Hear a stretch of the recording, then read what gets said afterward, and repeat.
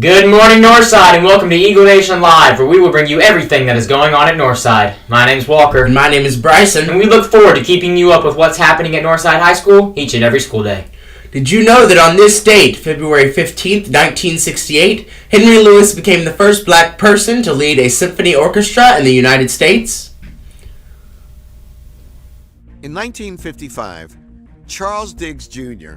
became the first African American to represent the state of Michigan in the House of Representatives. As more black legislators entered the House, they recognized the power in numbers.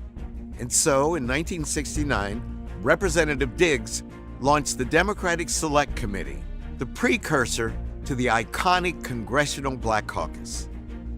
At first, the Democratic Select Committee was an informal group with no staff or budget.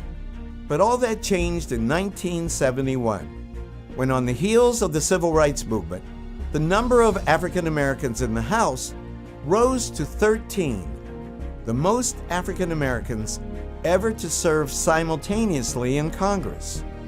The Democratic Select Committee came together to decide how best to marshal their political voice within the halls of Congress, and so they formed the Congressional Black Caucus. Collectively, they did not have a lot of power within the Congress itself. That was made stark by President Nixon refusing to meet with them early on.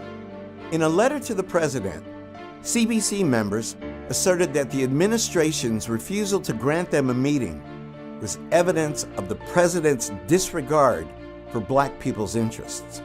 Accordingly, they declared that they wouldn't be part of the president's audience during his State of the Union address.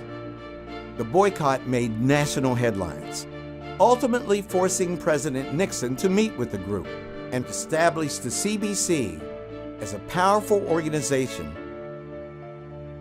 The Congressional Black Caucus has always done well to represent not only their constituents, but really a constituency of marginalized people, taking on the nickname of the conscience of the Congress. They proposed the first legislation to get the United States government to sanction South Africa because of its oppressive and discriminatory policies. Another example is Congresswoman Barbara Lee, who refused to support the congressional measure to approve the war in Iraq, understanding that it was based on misguided information. Throughout the years, the CBC's size and influence have continued to grow. At the opening of the 116th Congress in 2019, the CBC had an historic high of 55 members. Sadly, the caucus suffered the loss of two of its giants. We honor their memory by continuing to support the work of the remarkable public servants of the CBC who are relentlessly fighting for the only kind of equality that carries real meaning. Equality of results.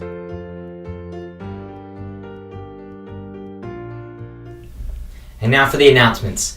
Getting to class on time is very important. Each Tuesday, the computer runs a report of students with 9 or more tardies and assigns ISS. Make sure to check your school email. Today, the Air Force Junior ROTC will be hosting the Navy Recruiters for Military Recruiter Day during all fifth periods and lunches from 11:40 a.m. to 1:05 p.m. in ROTC classroom in the Tabor building. Remember, all students are welcome to attend, not just ROTC students. So please come with your questions, concerns, or to get connected with the most up-to-date military information.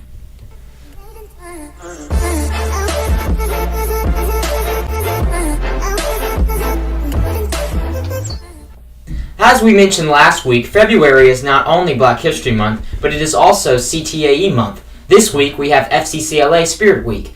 Today is Write Your Favorite Teacher a Note Day. Friday will be Red and White Day to support FCCLA.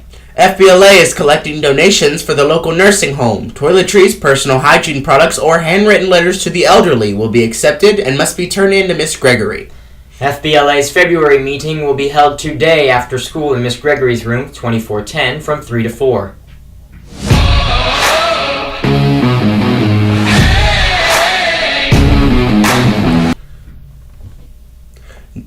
Northside's boys soccer team tied Mary Parsons 2-2 in an exciting battle on Tuesday night in Forsyth. The team battled back from a goal down and scored the equalizer with under 2 minutes remaining.